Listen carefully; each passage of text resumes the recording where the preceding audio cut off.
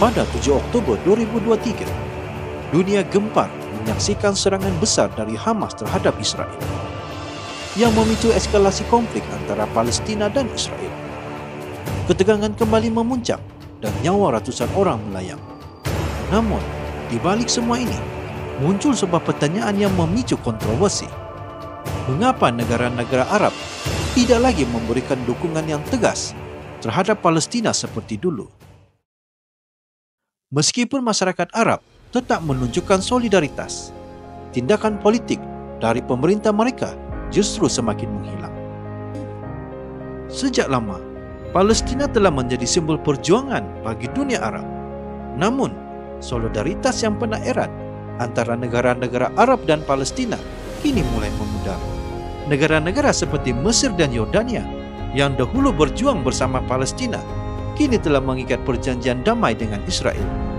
Bahkan, negara-negara Teluk seperti Uni Emirat Arab dan Bahrain yang dahulu tidak pernah membayangkan menjalinkan hubungan dengan Israel kini telah menormalisasi hubungan mereka melalui perjanjian Abraham yang difasilitasi Amerika Serikat.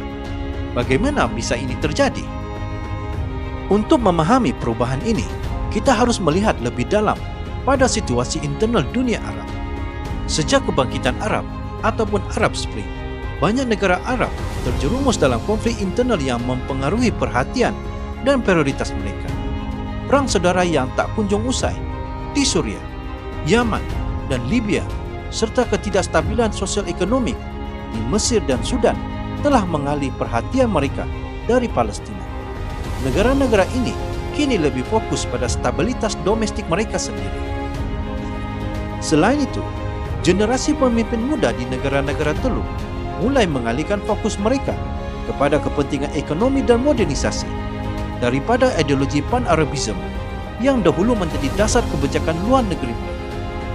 Mereka melihat Israel lebih sebagai mitra strategis dalam menghadapi ancaman Iran dan kelompok-kelompok Islamis dan bukan sebagai musuh. Hubungan yang sebelumnya sangat memihak Palestina kini dilihat sebagai sudut pandang yang lebih pragmatis.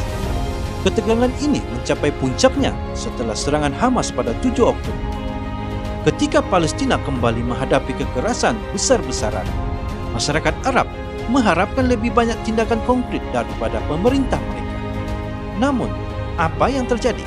Sebahagian besar negara Arab hanya mengeluarkan kecaman diplomatik tanpa ada tindakan tegas yang dapat diukur. Bahkan, beberapa negara Arab baru-baru ini menormalisasikan hubungannya dengan Israel. Dan ada yang memilih untuk diam. Perbedaan kepentingan antara negara-negara Arab dan Palestina kini tak terhindarkan. Perang ini tidak hanya soal Palestina dan Israel. Ini adalah tentang geostrategi kawasan, tentang Iran yang semakin berpengaruh, tentang ancaman terhadap stabilitas domestik, dan tentang perubahan dalam prioritas politik dan ekonomi negara-negara Arab. Negara-negara ini tidak lagi memandang Palestina sebagai pusat perjuangan mereka. Namun, di balik semua ketegangan ini, ada satu hal yang mulai terlihat jelas. Negara-negara Arab kini lebih memilih untuk menjaga kepentingan nasional mereka. Kepentingan ekonomi, keamanan, dan stabilitas politik menjadi prioritas utama. Beberapa negara Arab meski tampak berseberangan dengan Palestina dalam tindakan politik, tetap memberikan dukungan kemanusiaan dan diplomatik dalam bentuk bantuan. Namun, apakah ini cukup? Apakah ini solusi yang bisa diterima oleh Palestina dan masyarakat Arab? Di tengah krisis ini, masyarakat Arab masih menunjukkan solidaritas yang kuat terhadap Palestina. Namun, pemerintah mereka terjebak dalam dilema geopolitik dan ketegangan internal yang menghalangi mereka untuk bertindak lebih tegas. Pertanyaannya tetap, akankah negara-negara Arab kembali bersatu untuk membela Palestina? Atau akankah pragmatisme politik, aliansi strategis dengan Israel, dan ancaman dari Iran mengubah dukungan mereka selamanya? Di tengah perubahan ini, satu hal yang pasti, Palestina tetap menjadi simbol ketidakadilan, tetapi kini juga menjadi simbol perubahan besar yang terjadi di dunia Arab. Apakah solidaritas terhadap Palestina benar-benar sudah berakhir di dunia Arab? Ataukah ini hanya fase sementara yang akan segera berlalu? Jawaban itu hanya waktu yang akan menentukan. Di tengah penderitaan dan konflik yang tak berkesudahan, Palestina masih merindukan kedamaian.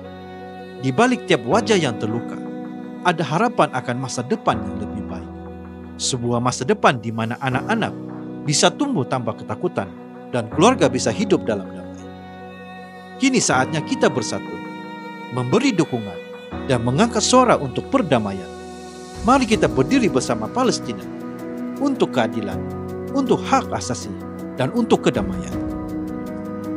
Setiap langkah kecil kita, setiap suara yang kita angkat adalah bagian daripada perubahan besar. Dukung perjuangan ini, sebarkan pesan perdamaian, dan buat dunia lebih peduli. Jika Anda percaya bahwa dunia perlu mendengar lebih banyak tentang perjuangan Palestina dan pentingnya perdamaian, dukung channel ini. Jangan lupa untuk like dan subscribe. Setiap dukungan Anda adalah lebih dekat menuju dunia yang lebih adil dan damai. Berjumpa lagi kita di video selanjutnya. Terima kasih kerana menonton.